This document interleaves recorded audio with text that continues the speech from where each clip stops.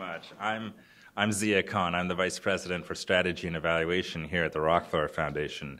And we're very excited that you've all joined us here today because we're very excited about the report that's being launched today.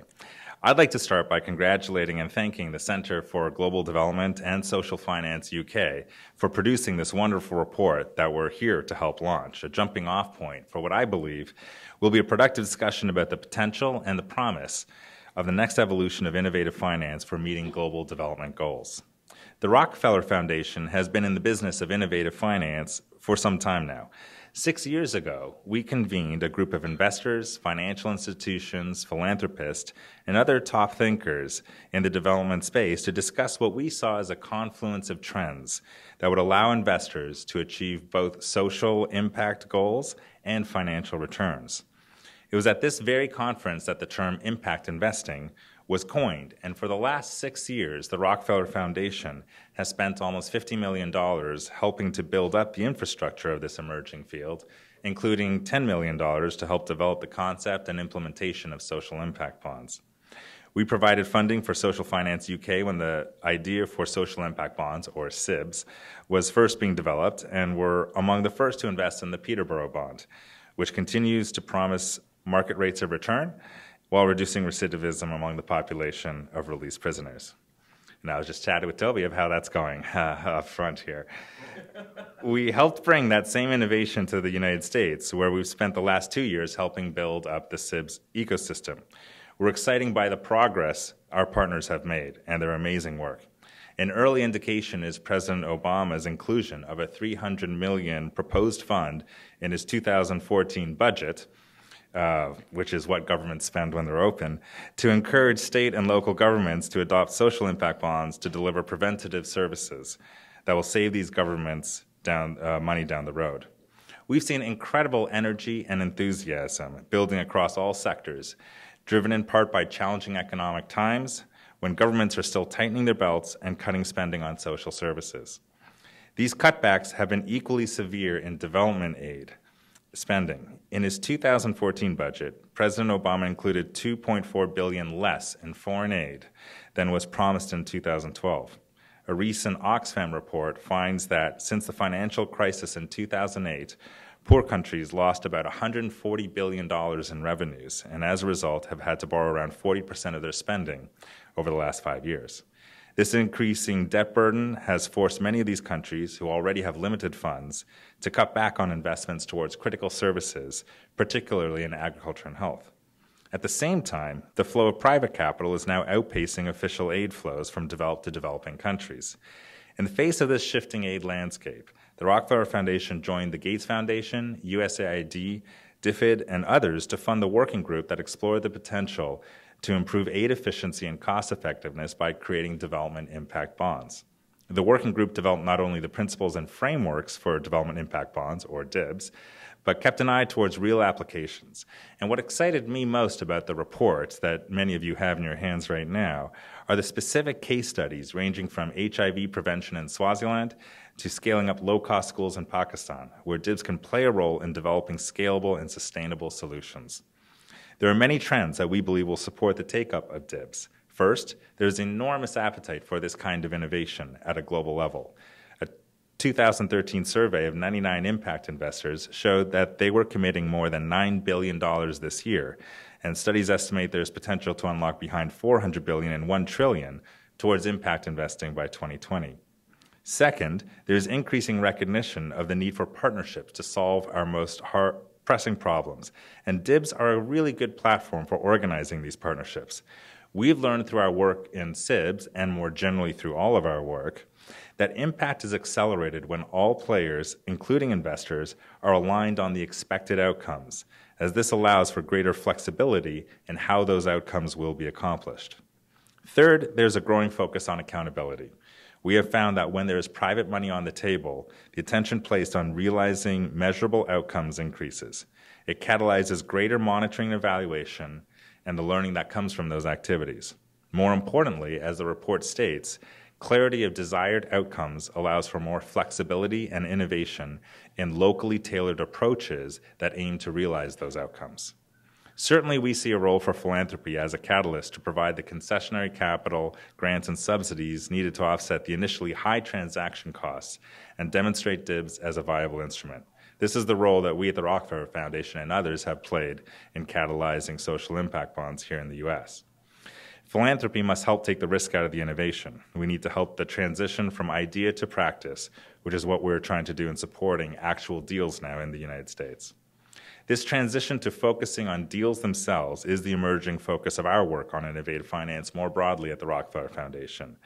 How do we deploy innovative finance as a tool towards solving the important problems that relate to our goals in advancing health, revaluing ecosystems, securing livelihoods, and transforming cities?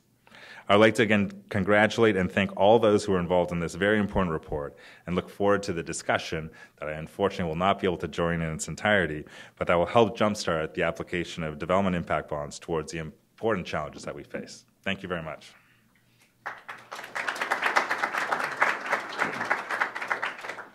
Zia, thank you very much. I'm Lawrence MacDonald from the Center for Global Development, and I'll be moderating today's event. I want to thank Zia and the Rockefeller's Foundation for hosting us today in this gorgeous facility. It's a treat for my colleagues and I from Washington to be in a city that's fully open for business.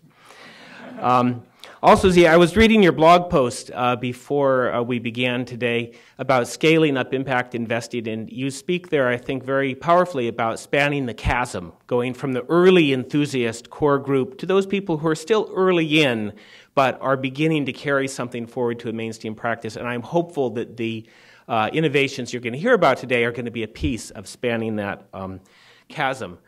Some of you know a little bit about the Center for Global Development, others perhaps not. Since we're an unfamiliar city, I'll take the liberty of telling you that we do independent research and practical ideas for global prosperity, and a lot of that has focused on market-like mechanisms. We don't take any institutional positions, but we do, I think, have a common worldview that when markets work, they're grand, and when they don't work, the solution that you look for ought to look as much as possible like a market. And to that end, one of our early innovations that my colleague Owen Barder was critical in was the advanced market commitment for accelerating vaccine development. Some of you know that the pilot for that was a $1.5 billion multi-donor pilot that led to accelerated development of the pneumococcal vaccine that has since been delivered in more than a dozen developing countries, preventing a disease that kills children from meningitis and from pneumonia. The innovation that you're going to hear about today, I think in some ways has more potential, because with the advanced market commitment, we involved official money and had it behave in a market-like way. With the social impact bonds, the development impact bonds, the goal, as you may know, as you'll certainly hear today, is to involve the drive for success, the creativity, the push for results of private finance directly in delivering innovations to solve social ills and major development challenges. So I'm really very excited about that. It's my privilege to introduce our speakers. You will hear second from Owen. I'm going to introduce him first. He's a senior fellow at the Center for Global Development and the director of our European office, and previously held a number of senior positions in the UK government, in the Department for International Development, which, by the way, gives envy. Those of us in the development business in the UK look to DFID really as a global leader, in the Treasury and at 10 Downing. And as I mentioned, in his previous stint at CGD, was involved in the advanced market commitments work. Our first speaker is Toby Eccles. He's very impressive to me in that he founded social finance in 2007, and he assembled the initial team that led the development of the social impact bond. It's really been a pleasure to get to know Toby. I've had the pleasure of interviewing him on my Global Prosperity Wonkcast at CGD, and I know you're going to enjoy hearing from him. Please welcome Toby Eccles.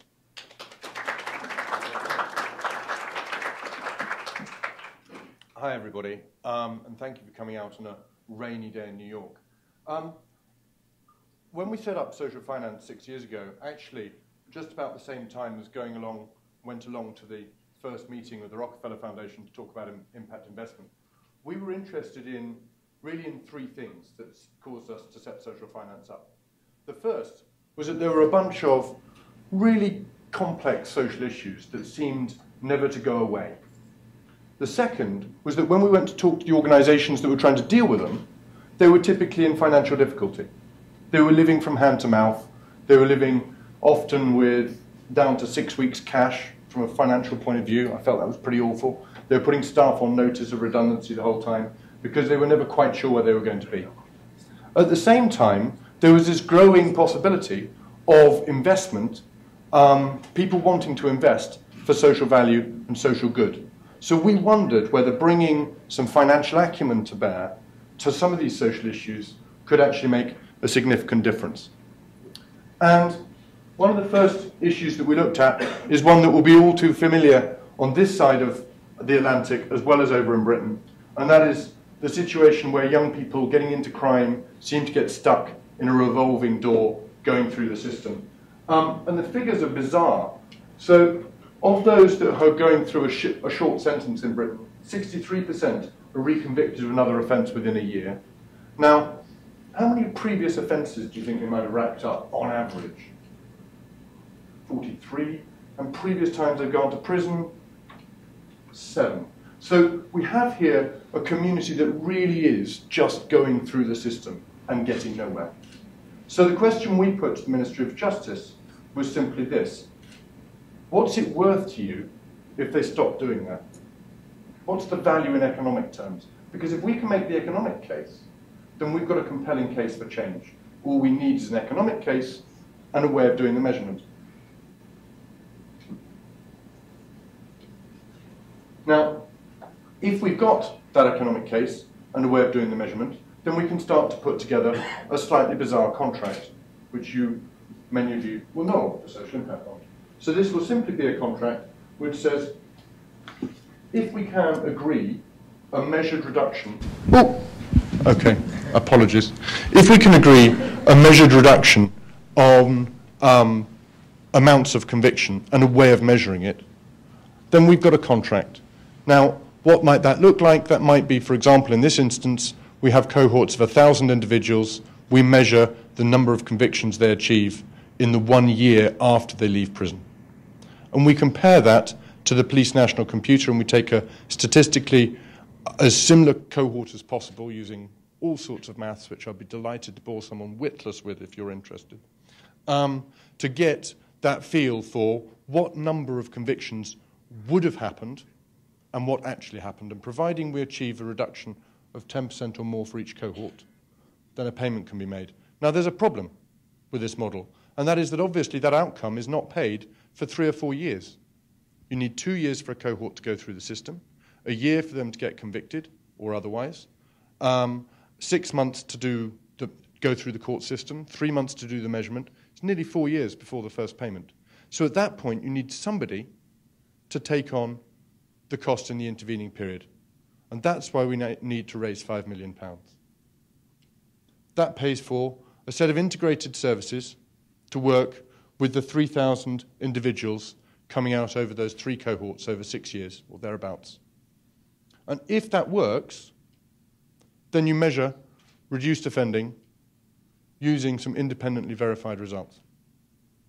Okay? That then causes payments and returns to be made to investors.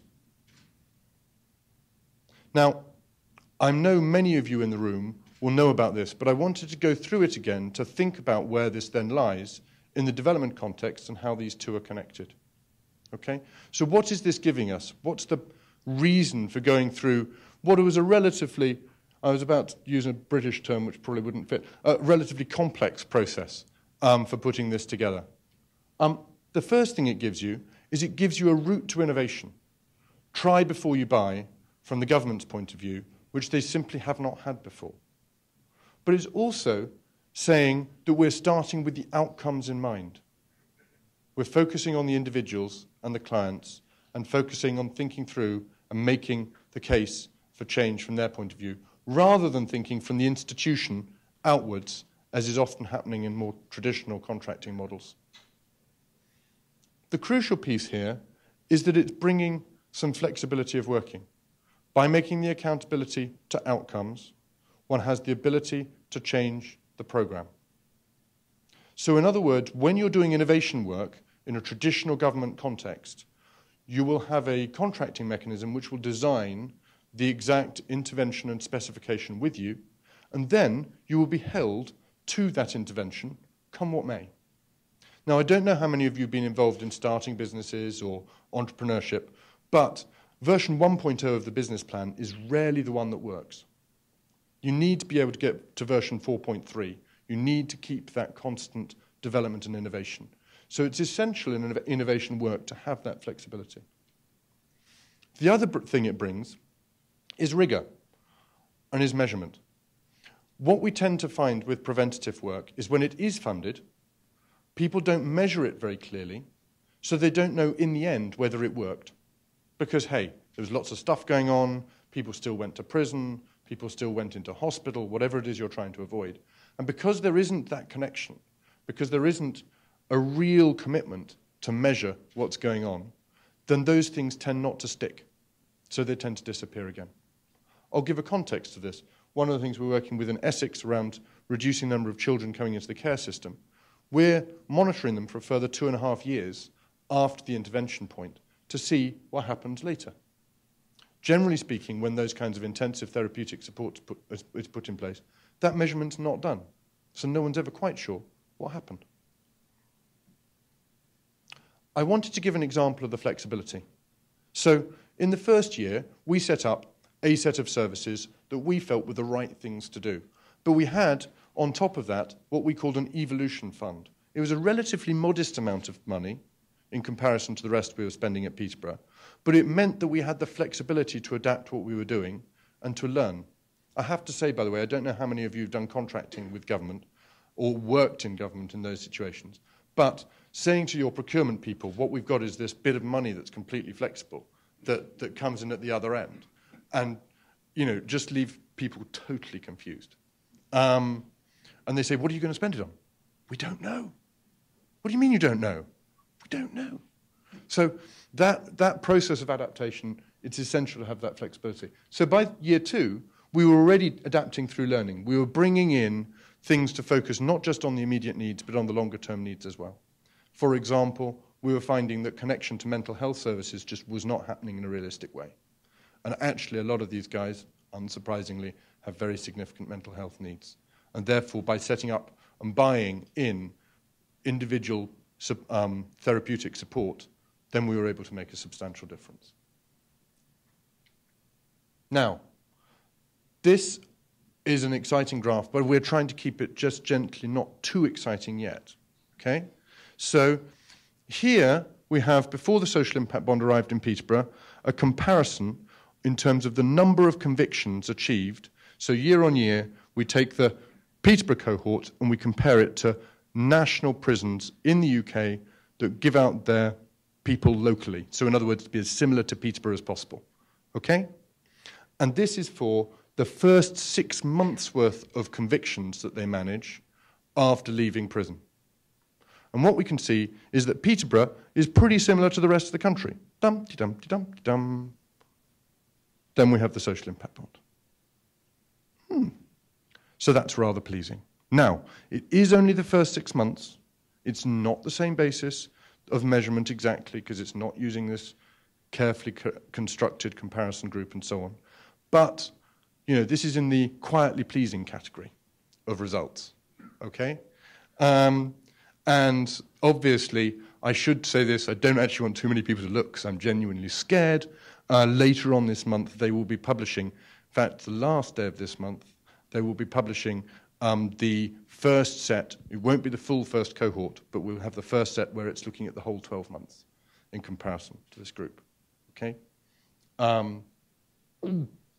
So we'll see how that goes.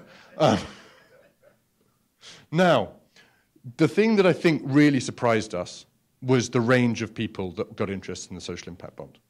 I think because, and I know in here, there are people from the development community, there are people from the investment community, and elsewhere, but it really caught the imagination. I think for people from the investor side, they saw an opportunity to invest in something positive, as Zia was saying, that's aligned. One's not having to make a conflict between the social value you're creating and the financial return you're creating. The two are linked inseparably together. And having discovered that there was this extraordinary momentum developing in the developed world, we were always interested in whether this would work and be something to think about in emerging markets.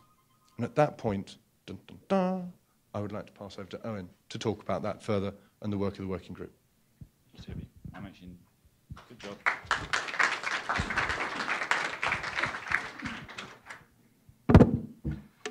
Thanks, Toby.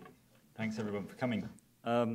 So I was one of the people who was quite interested in this idea. I was living and working in Ethiopia at the time that the Peterborough deal was done.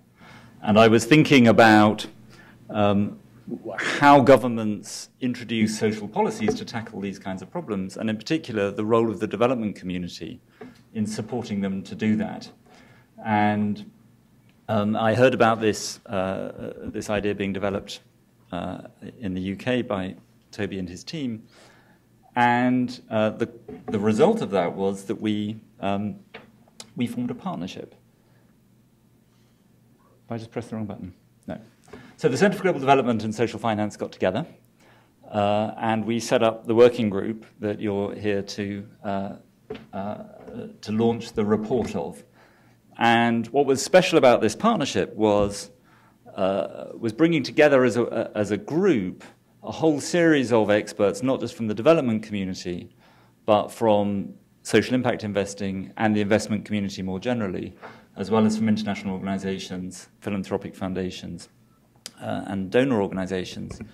And so it was a really, I want to pay tribute there to that working group, because they really put their mind to this question of, could we adapt this approach for the development context? What would need to change? What would need to be the same? And I'm going to take you through, the good news, by the way, is that the conclusion was that they did think that this approach, otherwise you wouldn't all be sitting here and we wouldn't have published a report. So you know the punchline already. But I want to take you through the way that the working group thought about this and the proposal for a development impact bond that we came up with. And I'm going to take you through, there are actually 6 worked examples in the report. I should make it very clear, none of these yet is a signed deal. They're all in various degrees of discussion. This one, the sleeping sickness in Uganda example, is one that's reasonably well advanced, but there's no deal yet, no commitment yet on the part of possible donors. And if any of you, either as an investor interested in investing in this or as a donor wanting to be an outcome funder, we'd love to hear from you afterwards. And that's true of these and other deals. So sleeping sickness in Uganda. For those of you who don't know, sleeping sickness is a disease that affects people in about 37 countries in Central, East, and Southern Africa. You get it from a bite from a tsetse fly, which is endemic in Africa, and eventually it attacks your nervous system, and if it's left untreated, it will kill you. It's always fatal if it's untreated. And it kills about 50,000 people a year, but for many more than that, it affects their health and their productivity, and it has very significant human consequences, and we don't yet have a vaccine for it. And there are actually 2 types of this sleeping sickness: Gambian sleeping sickness, which is mainly on West Africa, and Rhodesian sleeping sickness in East and Southern Africa. And there's one country, Uganda, that's particularly badly affected. There's a famous outbreak of sleeping sickness right at the beginning of the 20th century that killed 250,000 Ugandans. And it's a country that has both Rhodesian and Gambian sleeping sickness. Currently, not mainly in the same places, but as the movement of cattle is increasing in Uganda, there is a risk that more areas will have both kinds of sleeping sickness. And that's a problem partly because they're very hard to distinguish in the field. If you can't test the difference easily, and if you're treating for one, you can't treat for the other. So you need to know which one you've got, otherwise you have serious health problems. So this could become a real problem if sleeping sickness isn't brought under control in Uganda. And our best prospect for doing that is by tackling Rhodesian sleeping sickness, because that's the kind that goes via tsetse fly to cattle to people. Cattle to tsetse fly to people, but it goes through cattle, whereas the Gambian one doesn't have a phase going through the cattle. Now that means that you can do something with the cattle. You can treat them, bring down the reservoir of infection in cattle, and that brings down the human infectiveness. And we have now an intervention that we know works. It's been proven, the science is proven. If you inject enough cattle with a drug, you can reduce their infectiveness. And if you continue to do that over a number of years, you can bring down the prevalence of human infective sleeping sickness in cattle. That would cost, they say, if you could make it work, around $30 million. It would benefit you to the tune of about 80,000 disability-adjusted life years averted for people who are into the health metrics. And it would save you at least $70 million in terms of human welfare and animal welfare. So the investment pays back, pays for itself, provided you can find a way to make it work. The challenge is that what you need to do that is run a vast operation across the whole of Uganda to inject 8 million cattle in 50 different districts. So you need to get the drug out there to people. You need to get the veterinary service out there working with farmers. Farmers have to understand why you're injecting their cattle. You need to educate people. There are issues of access and monitoring to make sure that you catch all the cattle as they move around the country, to get all the cows vaccinated every year for 3 years. So that's the challenge that the Development Impact Bond for sleeping sickness in Uganda is designed to tackle. This is going to look like a very familiar chart, at least it will if it works. So it starts off, as in the Peterborough case, with an agreement between the government of Uganda, a development impact partnership that plays the role that social finance plays in Peterborough, and some donor agencies of some kind. Those could be government agencies, multilateral organizations, or foundations, willing to pay for an agreed outcome. And that commitment on the part of a donor is essential for getting this started. Once you have that commitment, then we have the possibility of raising money from some investors who can put money into the Development Impact Partnership, which can then work with service providers on the ground in Uganda to deliver the treatment program that's needed to reduce the prevalence of sleeping sickness and put in place a sustainable long-term veterinary network that will continue to keep the prevalence of sleeping sickness down. Now, of course, the purpose of this isn't just to put in place a network. The purpose of this is to produce an outcome, and the outcome is a reduced prevalence of human infective sleeping sickness in cattle. Now, that's something that we can measure. There are now reasonably good diagnostics for that and reasonably cheap. So you could have a results program that rewarded the partnership both for the amount of injections that they get done, but also the measured reduction in prevalence in the cattle, and you could have some combination of those. Why don't you go the whole way and actually measure the reduction in human? You could do that. So we should talk, perhaps in the discussion, about the trade-off between how early the thing is that you're measuring and the return to the investors, how long you want to keep hold of investors' money. So you want some combination of repaying the investors reasonably soon for the things they achieve, but you also want to link enough of the money to actually achieving the outcome you're trying to achieve.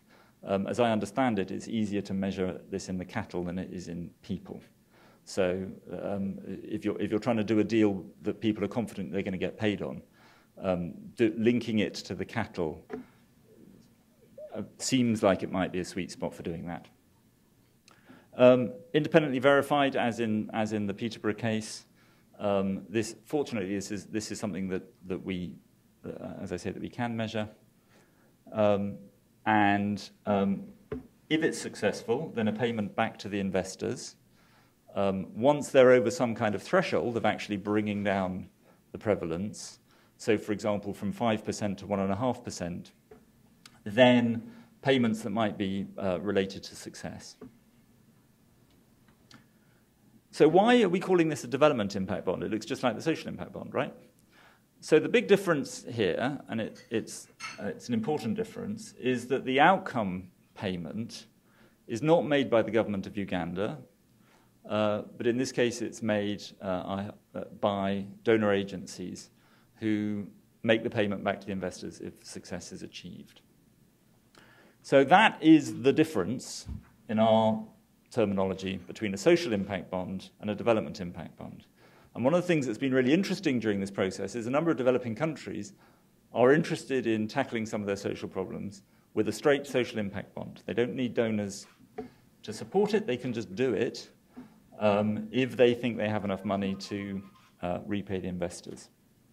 And you could imagine development impact bonds where it's a combination of the government and external funders such as donor agencies, and that in our terminology would be a development impact bond.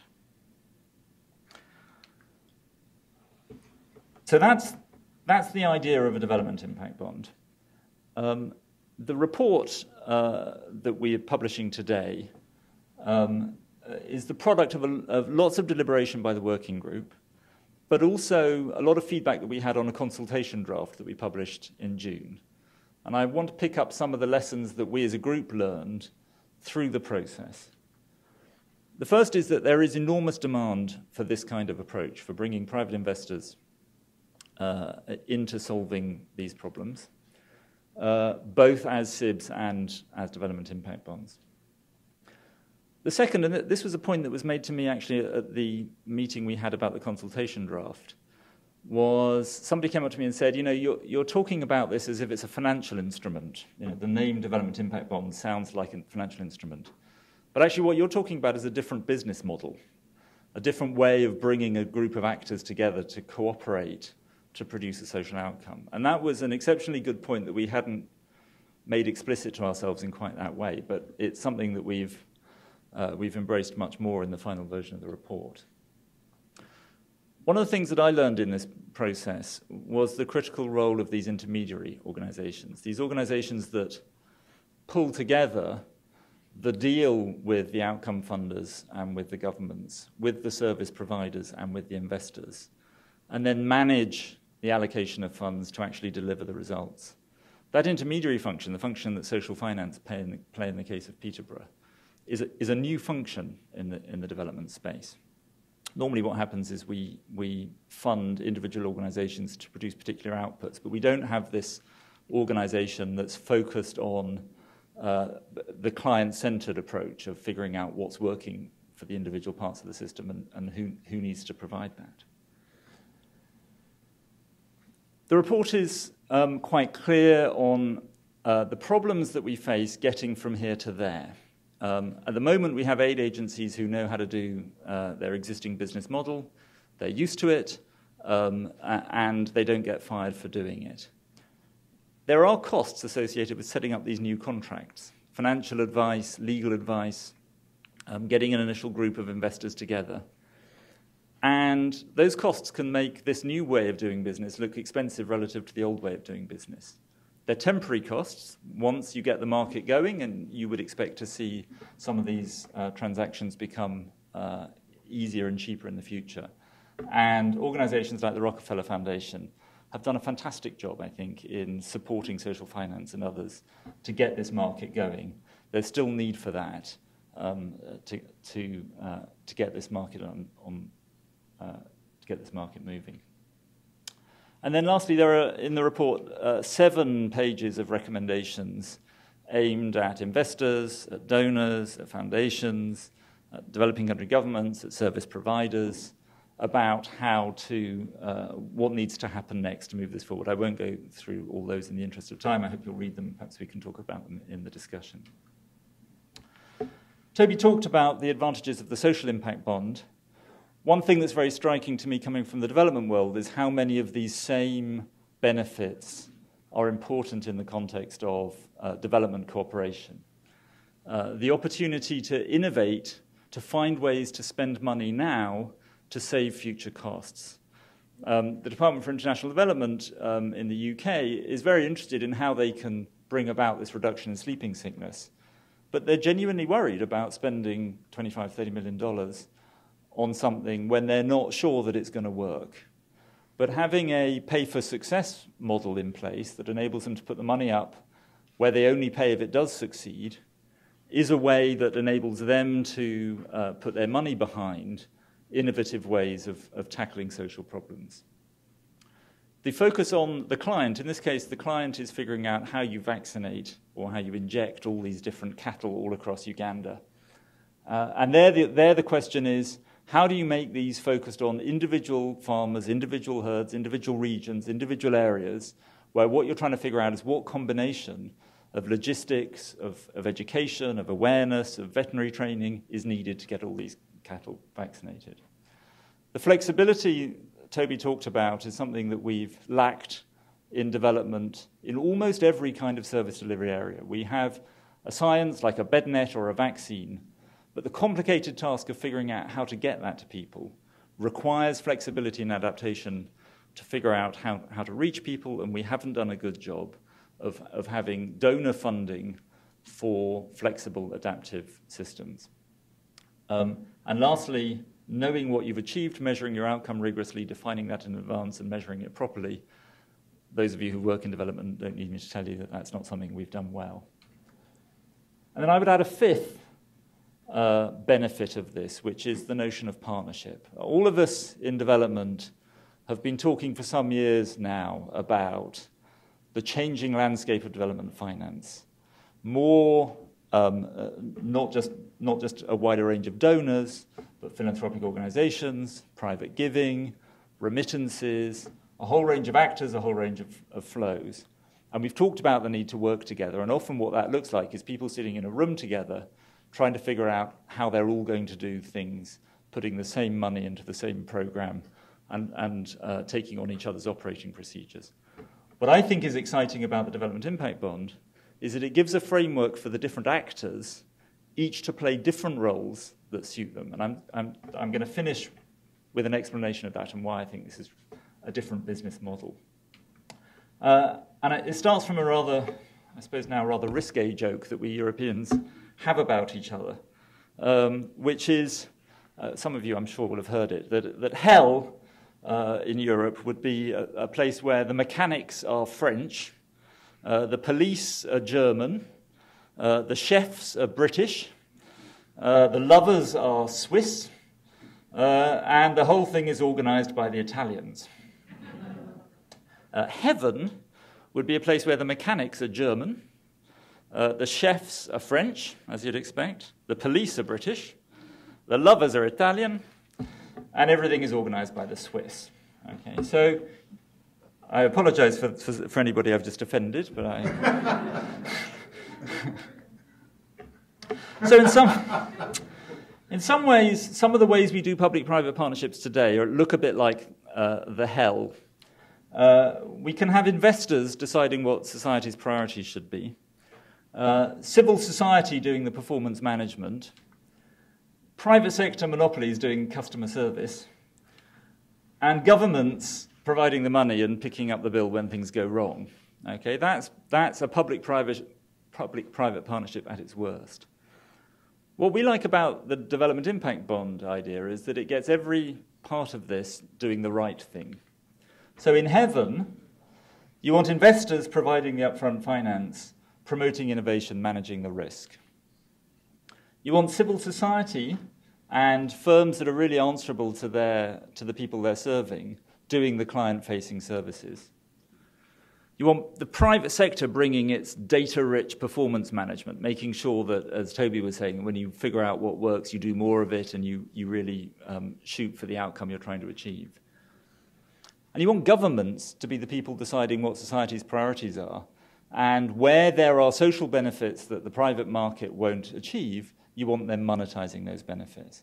So for us, the Development Impact Bond is a different way of doing business because it brings these different actors together in the right way. I'm going to hand over back to Lawrence, but I want to thank the working group for the report and the team, many of whom are here in the room, who put it together. But to say that there aren't yet any deals done. We think this is a tremendously exciting idea, but we'd love to hear from you how this can be improved or where you think the opportunities are for how this could work in the developing world as well as in the industrialized world. Thanks very much.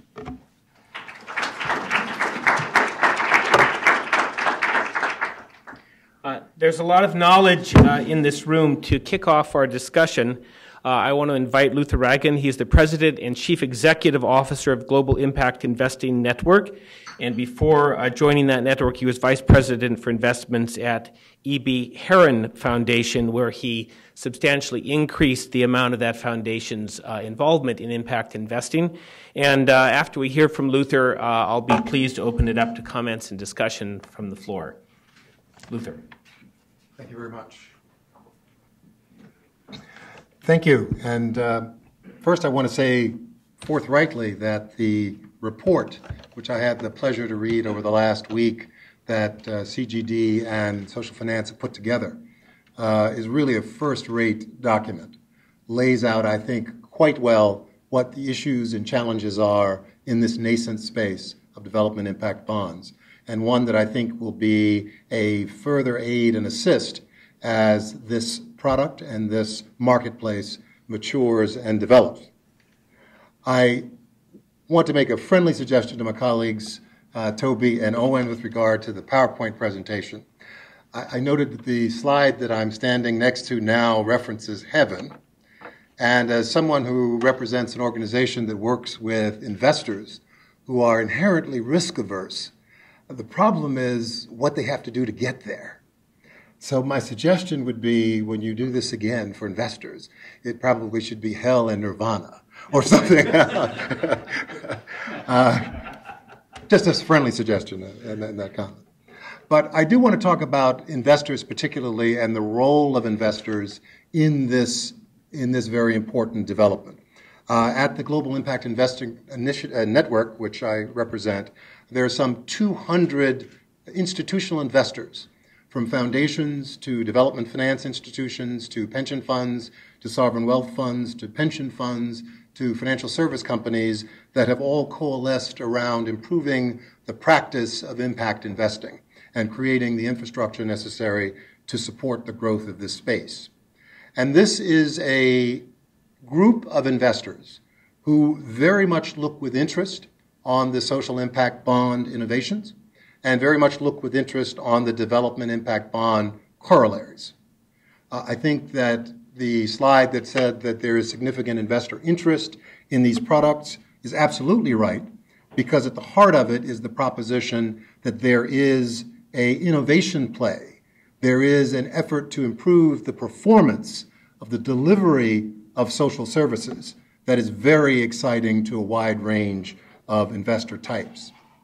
Having said that, I wanted to spend just a few moments talking about the kinds of investors who are perhaps likely to be interested in this DIBS effort in the early stages, and those who may be interested as the market matures, and also just to highlight what I think will be consistent concerns that you will hear from investors as they consider these opportunities going forward. The first group, and I think the report itself states this very clearly, that's likely to actually be the pioneers that step forward in the development impact bond space, as was the case with social impact bonds, are the philanthropically minded investors. Foundations, development finance institutions in the case of DIBS, and high net worth individuals who've been very key and important to the evolution of this space. These will be some of the best prospects for some of the DIBS prototypes. But it won't stop there, because the opportunity to broaden this market, particularly as we develop the maturity of the market, will extend to multinational corporations who have operations in various developed markets, and a wide variety of institutional investors for whom these opportunities become particularly interesting as the market is proved and demonstrated. But the interest of the initial group will be clearly important in assuring that there's a track record established that makes the possible entry of other investors with more commercial focus, less philanthropic focus, central to the success and scaling of this activity. So what are the areas that I think we have to be very careful about? And I'm quite sure that the people at Social Finance, as at CGD, are very aware of this. But I thought for the basis of the discussion for the organization, I'd just lead off by saying there are probably 3 areas of concern to investors. And it doesn't matter whether the investors are philanthropically focused or commercially focused. There'll be consistently areas of interest throughout. And interestingly, these issues are as relevant for development impact bonds as they are for social impact bonds. There are just varying degrees. The first is the quality of management of the NGO or social enterprise that is the service provider that leads the intervention strategy is key. In essence, the investors are betting on a quality team that knows what it's doing and can demonstrate it clearly and with data. I think that is the heart of the value proposition of both social impact bonds and development impact bonds from an investor perspective. The second is, frankly, the quality and the integrity of the data that the process relies on.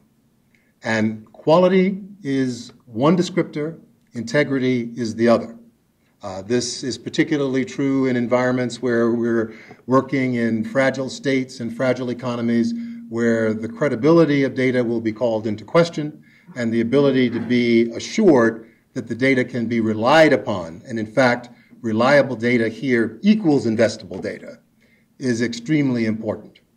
So that, I think, is the second area of investor interest, which we will have to really be very focused on going forward to ensure that is well managed and well developed. And then finally, and you might think this is more an issue in the DIBS context than in the social impact bond context, but I don't think it is, and it's the perceptions of investors around political risk. Again, going back to the fragile states, one of the innovations of the development impact bonds being that the outcome funder, of course, is not the government per se, but really being able to help investors understand how the political risk specifically, is mitigated in these transactions, which I think the basic outline and the basic structure of these bonds goes a long way to do in their early stage. I say it's important in the development bonds as well as the social impact bonds because we've seen, even in developed markets in the United States where social impact bonds are increasingly picking up traction, in the UK, that issues like appropriation risk from a local or state or federal government really becomes very key to whether investors at the end of the day feel that this is an investable proposition that they can have confidence in and therefore can invest in. So those are 3 areas, and I know that a number of investors and potential investors in this room, so it would be interesting to get your take and your perception on what are the things that are most important in your getting clarity around in order to consider these kinds of opportunities. But at the GIN, we are convinced that this is a space that has lots of opportunity. We are happy to be associated with the development and the organizations that have pushed the development of these instruments. We are convinced of investor interest. And we emphasize again that the quality of management, the integrity and the quality of data, and mitigation of political risk are, I think, the crucial variables to making these ultimately accessible to and attractive to the cohort of institutions that make the success possible. So thank you very much.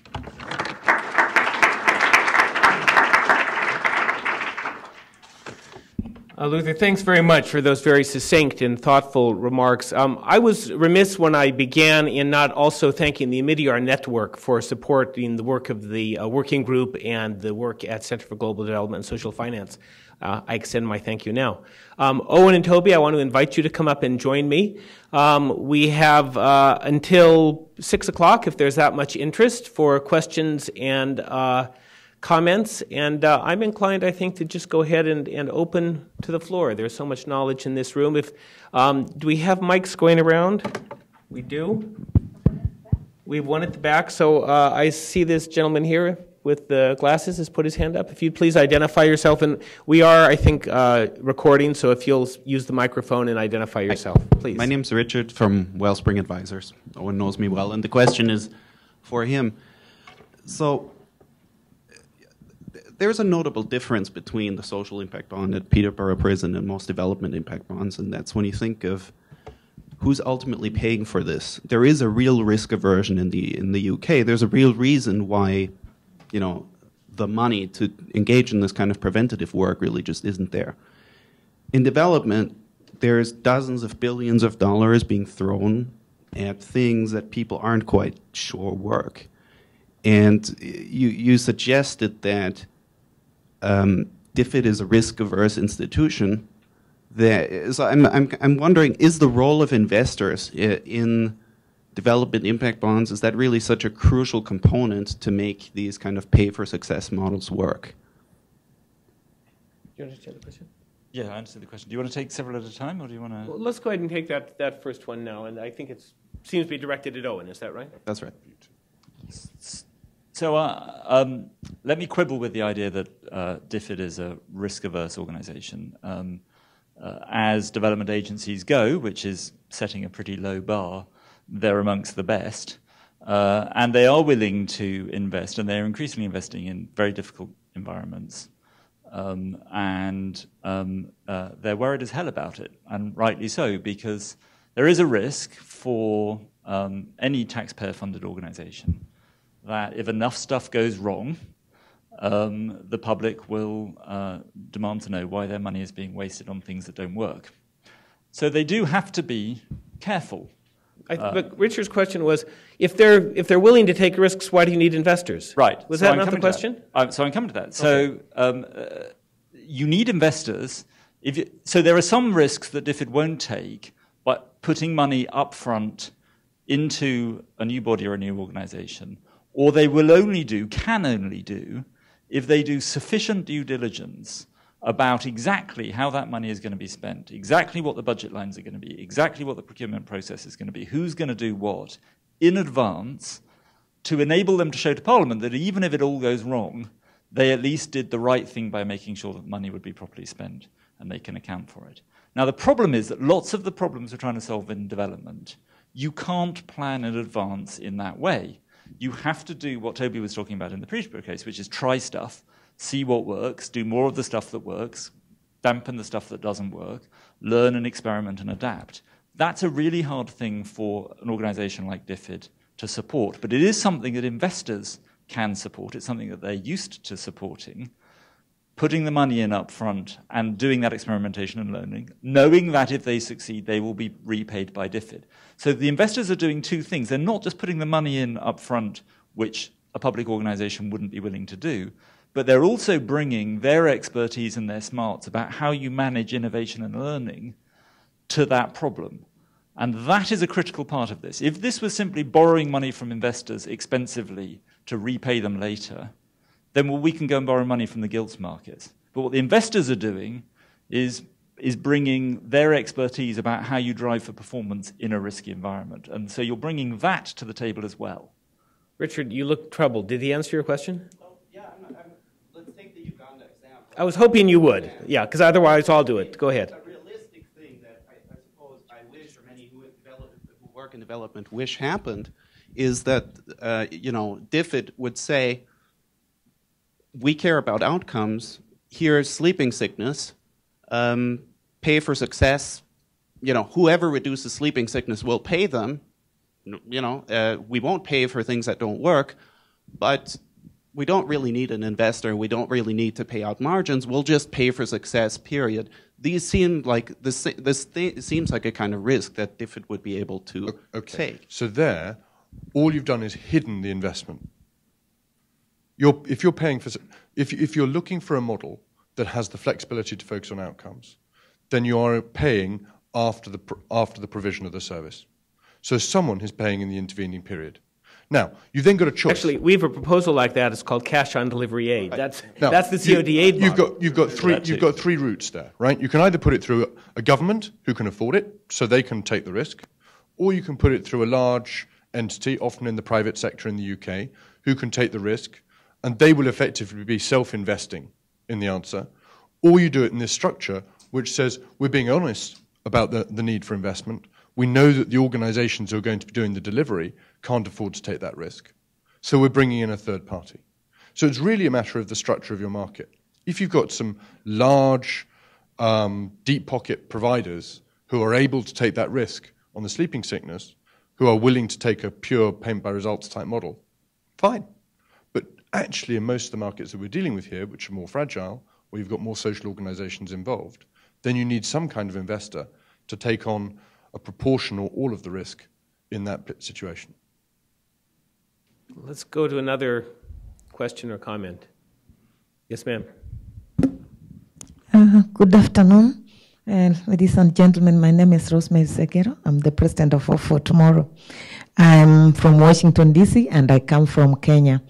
Thank you so much for your presentation.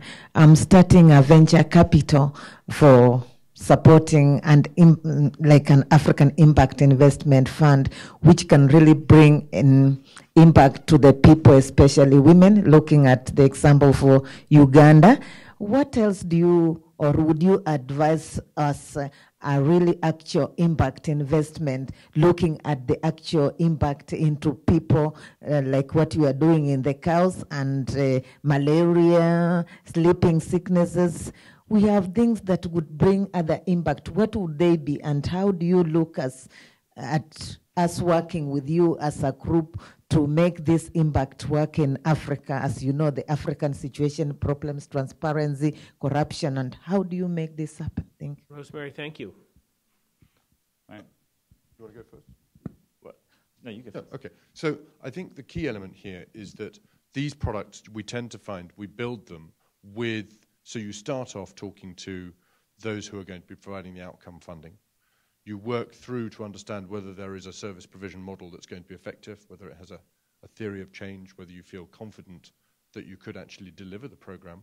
And then you talk to an investor community relevant to that particular project and bring them involved in order to understand what the risks are that they would be willing to take, so that you have a sensible understanding of the risk to be taken by each of the parties concerned. Because one of the things that we find both fun and frustrating about developing these structures is at the back end of those conversations, everyone has to have the same understanding of the risks that are being taken within the structure. And funnily enough, the outcome funders suddenly are terribly optimistic about how easy this will be to do, whilst investors tend to be at that point terribly pessimistic about how easy it will be to do and all the risks that are involved in the implementation. So getting to a similar understanding of that set of risks is, if you like, the final key challenge. And there you do need the investors around the table. So in terms of how you can get involved, the simple answer would be an early understanding of the sorts of areas that you're interested in, so that as we see opportunities develop, and we're happy to talk about which ones we're seeing bubble up around the world, and others are here as well, who are looking at these kinds of things, then we would know when to engage you and the funds that you're growing at what stage in the process. Owen, anything to Can I just add that we're very clear in the report that we want to see this idea piloted and tested, and we don't want people to get carried away. We don't want people to get carried away with the idea that all development assistance should be replaced with this. But it did strike us during the working group what a breadth of different possible issues this tool could help address. So in the example that you were talking about women in developing countries, everything from nutrition during pregnancy to access to contraception, to getting girls to go to school, to helping women start businesses, dealing with health conditions. There's a whole variety of things which have this common characteristic where often we have a piece of science, a known intervention, a bed net or a vaccine or something that will help people, but we face challenges getting it to people, the complexity of the delivery challenge, where you're often dealing with attitudes and awareness and education and power and politics, and you can't design those things in Washington or in London or even in New York. You have to be on the ground testing the ideas, seeing what works, local people on the ground doing it. And it seems to me a lot of the kinds of things you're involved in, this kind of model might help to bring money to solve those problems. So I have a question, Toby and Owen, about the intermediaries. It seems to me, I've described this in conversations with you as the part that looks like magical thinking, and I think I understand it better now, but my concern is that these things are going to sort of spring into being. But then I have another understanding of, there is one, just one, it's social finance. So somewhere in between, they spring into being, and there's just one, in which case the capacity is obviously limited to a very small number of deals. You have in mind other entities that might come forward and form or create intermediaries. And I was talking to a gentleman in the back of the room who's with an organization that works a lot on Haiti with diaspora. And I said, well, maybe your organization could form one of these intermediaries. He said, no, I think that's for the financial sector. They form intermediary organizations. On the other hand, I'm thinking the profit-driven financial sector probably isn't going to mess around with this. So where are these intermediary organizations going to come from? It's a great question. I think in the UK what we saw was an initial flurry of interest. And then what we've found after that is there has been work of other people developing these organizations, like Triodos Bank did one of the accounting firms, Baker Tilly, put one together. But there the partner of the firm interested in it was interested in adoption. He happened to have adopted 9 children. He and his wife had adopted 9 children himself. So you could see there might have been a personal passion involved. So you do need to bring together an unusual mix of expertise. But we are seeing, as the overall impact investment community grows, we are seeing more organizations that blend the social sector experience or the development experience and the impact investment experience. One thing I would say is in development, because the money flows are bigger than actually in the UK domestic market, there are more sort of specialist quasi-investment bank types already looking at development, and therefore I think there's a more ready market of organizations that could move into this space. Owen, can I just add, I was talking to a friend from one of the big accounting firms the other day who works in their development shop, and he read the report and said, geez, if the donors will put money on the table for this kind of thing, we are so in this market. We would love to be doing this stuff. So Toby will forgive me, he's a friend and a partner, but you do need competition, right? What you want is a competition of these intermediary organizations putting the deals together and competing to be the best at providing services effectively in developing countries. We've got a question here. I'm going to take a group of them, 1, 2, and then way in the back, 3. So you're number 2, and gentleman here in front. The mic is coming around. Just put your hand up. That'll help her find you. Thanks. I'm Thank you, Paul. Yeah, I'm Paul Osman, an independent development consultant and a longtime admirer of Owen's in his various guises as a bureaucrat who apparently was unwilling to take risks in the old days and now is more of a risk taker. I have 2 questions. It's very well known in the literature and also in anyone who's been dealing with development that it's very hard to get innovations disseminated. That there are lots of innovations, lots of pilots that do fairly well, and then not a whole lot happens. So here we're talking about doing things essentially outside of the major national systems, innovation coming from that. So you can look at it, well, how do you get this sort of thing integrated and picked up, and how do you get it spread from one place to another, given all of the recent literature that's saying, there's really more specificity rather than generalization than we thought. And the second question is, essentially, picking up on what Lawrence was saying, we're talking about something similar to COD, but with borrowing involved. What are the upper and lower limits that you normally set in this process for the risk and the return to private investors, and how do you go about doing that? You could choose either or both. If you can just hold the question in your head, I'm going to take 2 others. gentleman here and the fellow in the back. Hello, I'm Johannes Lohmann from Instiglio, and I just wanted to get back to the question of where the intermediaries are. So we're an intermediary focused on emerging markets and working on pay for success and sort of social impact bonds. And it's at this stage of the market, of course, not a very easy thing to do.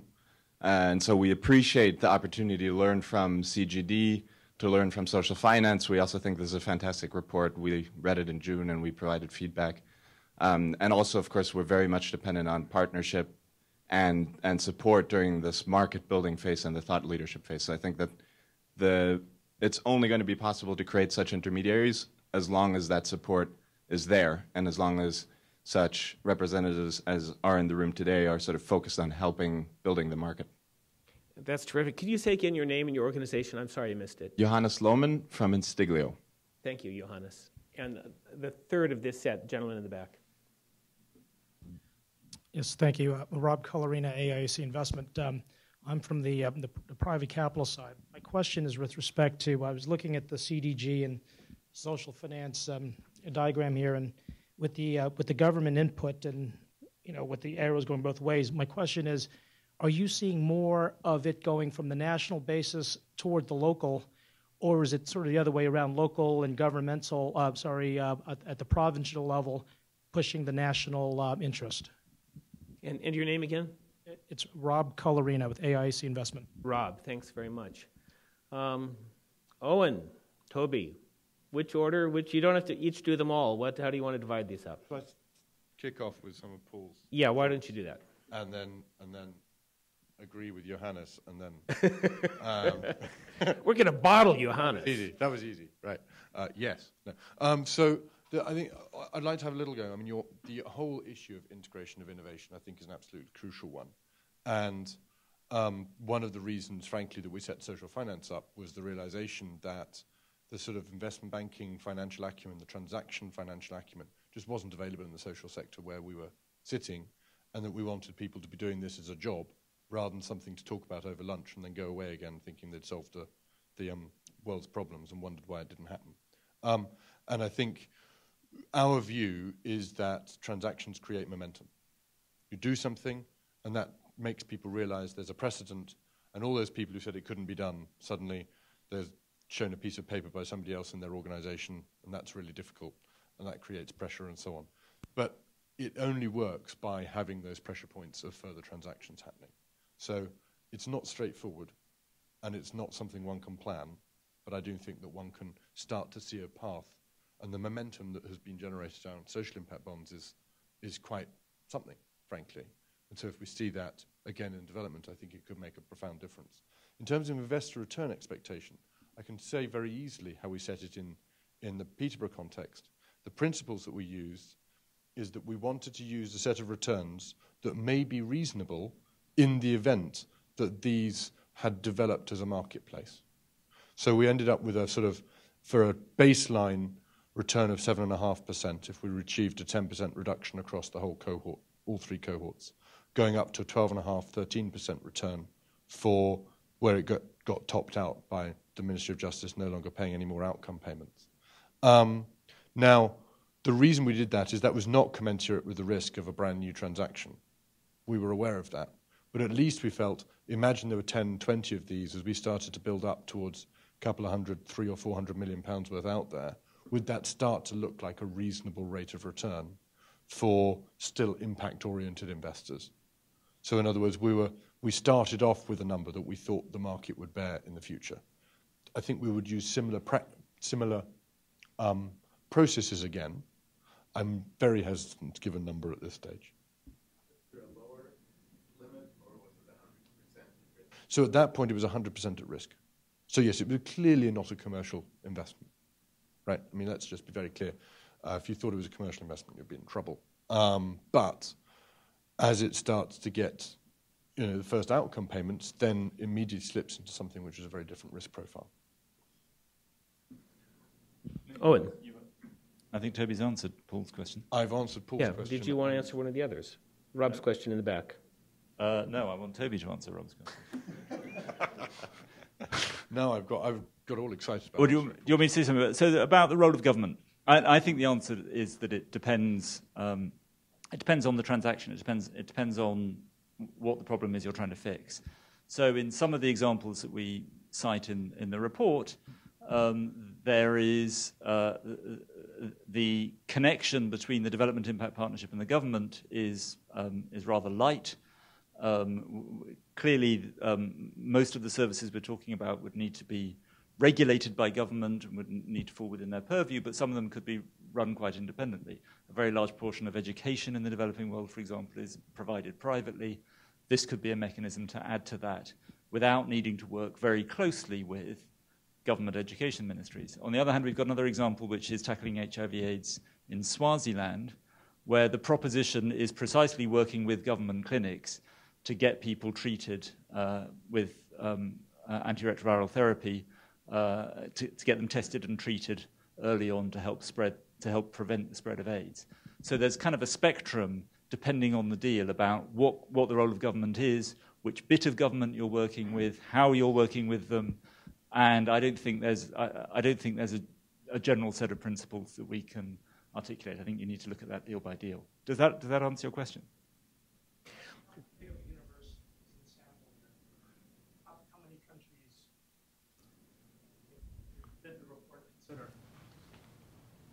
Well, I mean, in principle, the question: how many countries did the report consider? So there are six examples in here in 5 different countries, I think. But in principle, this could apply anywhere in the developing world or in emerging economies, either involving donors or just as social impact bonds not involving donors. At the risk of maybe confusing people more, I thought for those who are coming more from the impact investing, or certainly from the investing side rather than the development community, I would just tread on thin ice and say something about cash on delivery aid and development impact bonds. So the cash on delivery aid model is one of a whole range of things, as are development impact bonds, that are trying to find new ways to pay for outcomes rather than inputs. The cash on delivery aid, which you can read plenty about on the CGD website, and that effort is being led by a number of my colleagues, including Nancy Birdsall, is focused on a modification of the traditional government-to-government relationship in which the donor pays money to the government, not saying you're going to build girls' latrines and blackboards and put roofs on your schools, but saying when more kids graduate from school and take a test, then we'll make the payment. So it's a modification of the traditional government-to-government relationship. There's not an immediate way for an investor to get involved in that directly.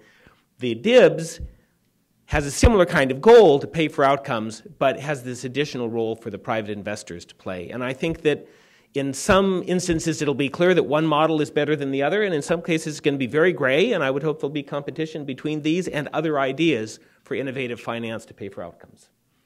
Are there other comments or questions? Yes, sir.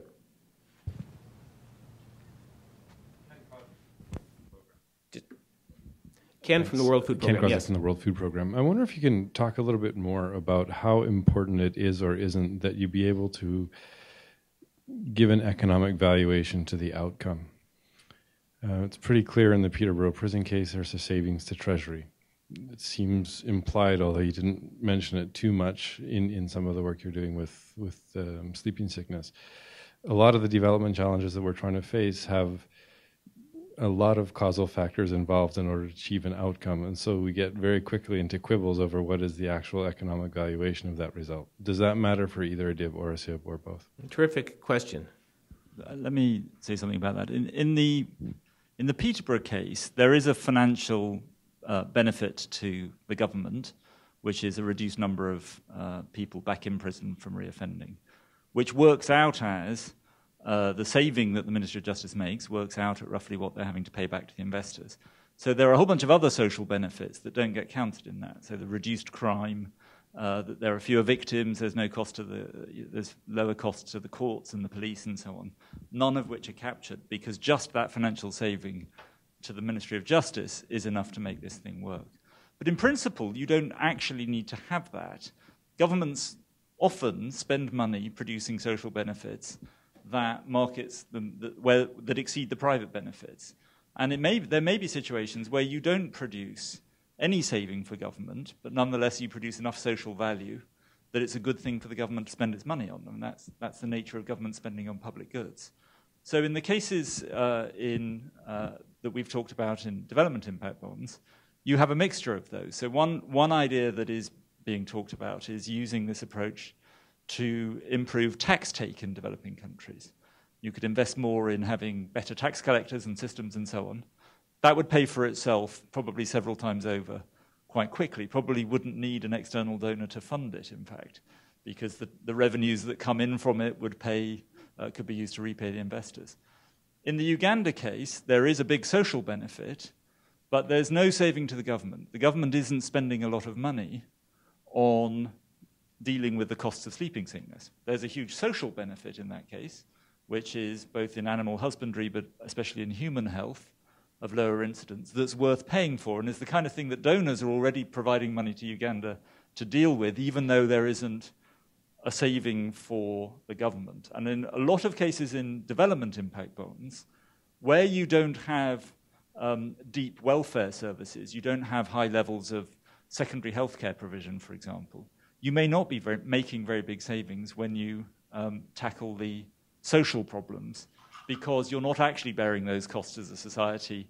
The government isn't bearing the costs of failure. People are bearing the costs of failure. So actually, there's no reason why a social impact bond or a development impact bond should have to pay for itself. But it's sure as hell easier to get the deal done if it does.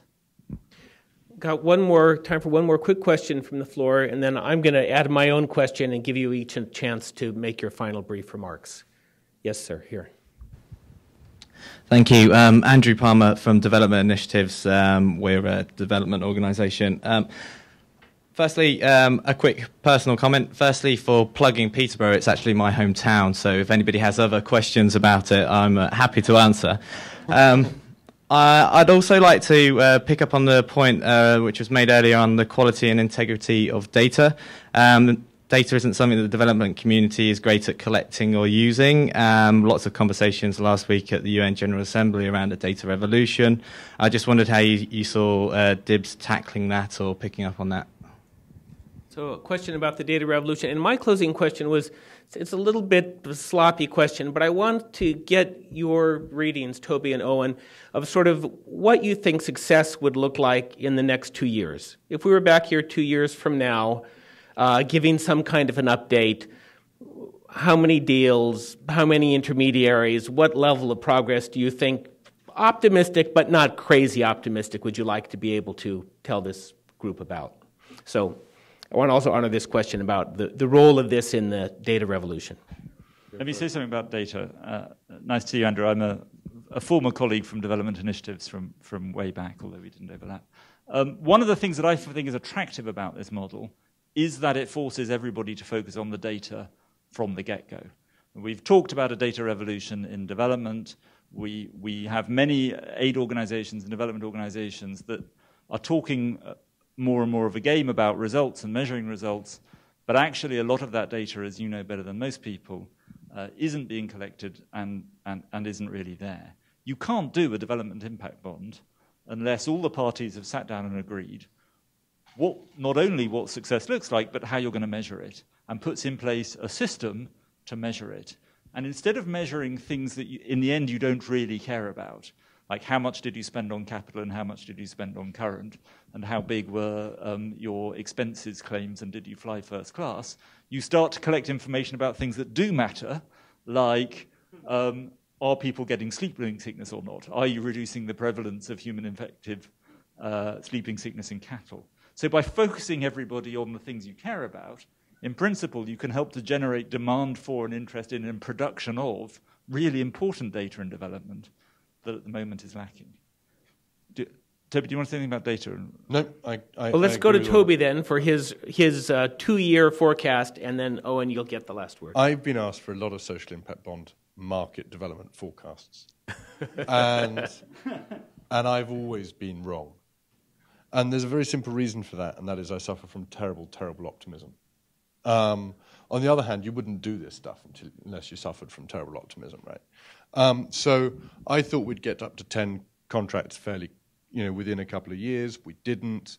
What we saw, and what I think is going to be the same, is it took a long time but you could feel the momentum happening in a lot of different places. So it was taking a long time because actually to do one of these things, everybody has to think differently. And that means that they've got to get through all sorts of governance challenges, all sorts of different people have got to get role in it before it's able to get out. So we found that it took 18 months to build the second one as well as the first one. What was that about? Well, it did. So my view would be if we have 2 in 2 years' time, I would actually be pleased, not disappointed. But if we didn't have more than 10 in 4 years' time, then I'd be quite disappointed. Nice concrete numbers. Owen.